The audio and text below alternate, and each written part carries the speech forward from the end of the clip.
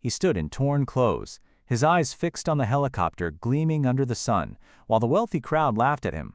"Fly this chopper and I'll marry you," the rich CEO's daughter mocked, her words cutting deeper than any wound. To them, he was just another black homeless man, invisible, unworthy. But when his hands touched the controls, something in the air changed. The laughter faded, replaced by fear.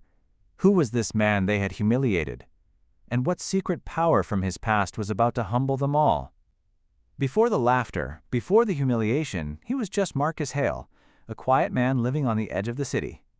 Once, he had worn a pilot's uniform and carried dreams high enough to touch the clouds.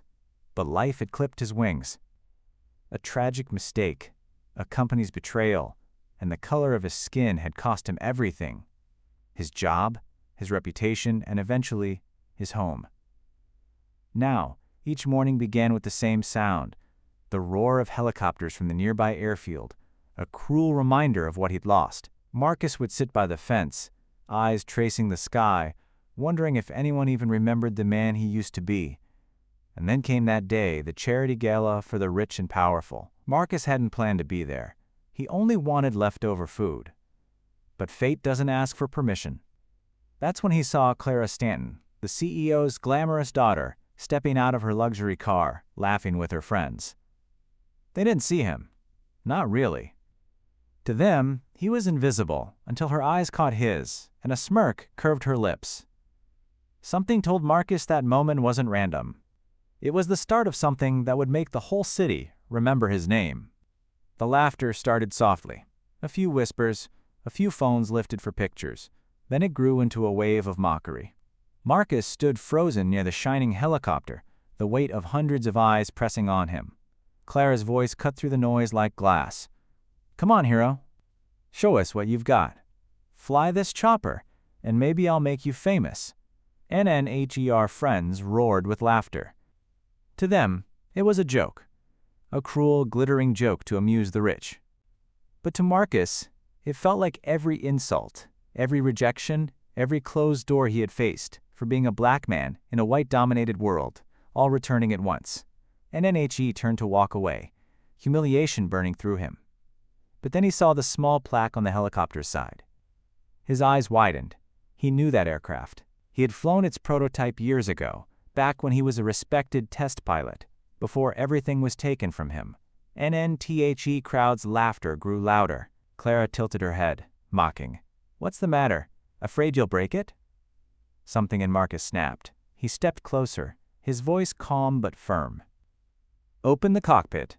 NNTHE guard hesitated, then smirked. "He's serious," someone shouted. Cameras rolled. The moment went viral in seconds. Clara folded her arms, amused. "Fine. Impress me." Marcus climbed inside. His hands, though rough and calloused from years of hardship, still remembered the rhythm of the controls. The engine hummed, alive beneath him. Gasps rippled through the crowd. The rotors began to spin, and the laughter faltered. As the helicopter lifted, the air shifted. Dust swirled. Silence fell. Marcus moved with precision, executing maneuvers that even trained pilots struggled to master. Clara's smile faded into disbelief. Her father, the CEO, stepped forward, his face pale. He knew that flight pattern. It was the signature of the company's best pilot, the one they had framed and fired to cover up a corporate scandal. When Marcus landed, the silence was deafening. He stepped out slowly, his eyes meeting Clara's. "Still think I'm just another homeless man?" he asked softly. NNBUT, the real twist was still to come. A news van screeched to a stop near the airfield. A reporter stepping out, holding a file with Marcus's name on it. The world was about to learn the truth, and the same people who mocked him were about to see what their cruelty had cost them. The world seemed to stop. Cameras flashed. Reporters shouted Marcus's name. The same crowd that mocked him minutes ago now stood silent, ashamed, as the reporter unfolded a folder thick with evidence. "Marcus Hale, former chief test pilot for Stanton Aerotech," she read aloud. "Fired without cause, framed for negligence in a crash that killed no one, just to protect the company's image." Gasps broke through the air. All eyes turned to Clara's father. his face drained of color. Marcus stood still, chest heaving. Every scar, every sleepless night, every cold day spent invisible. It had led to this moment. Yet he didn't smile. He didn't gloat. He only said, "You ruined my name because I didn't fit your image, because my skin didn't fit your brand." NTHECEO tried to speak, but the reporter cut him off. "The truth's out now.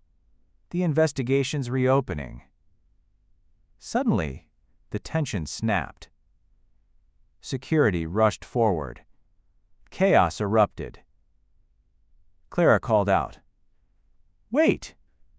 Her voice trembled for the first time. She stepped toward Marcus, tears mixing with guilt and disbelief. "I didn't know." Marcus looked at her, not with anger, but with exhaustion. "That's the thing," he said quietly. "People like you never do until it's too late." NNTHE helicopter's rotors began to spin again as news crews surrounded him, the sound building like thunder. For a moment, he seemed weightless, caught between the life he'd lost and the justice finally catching up. And the police arrived, sirens slicing through the noise. The CEO was escorted away, shouting about lawyers and mistakes. Clara watched.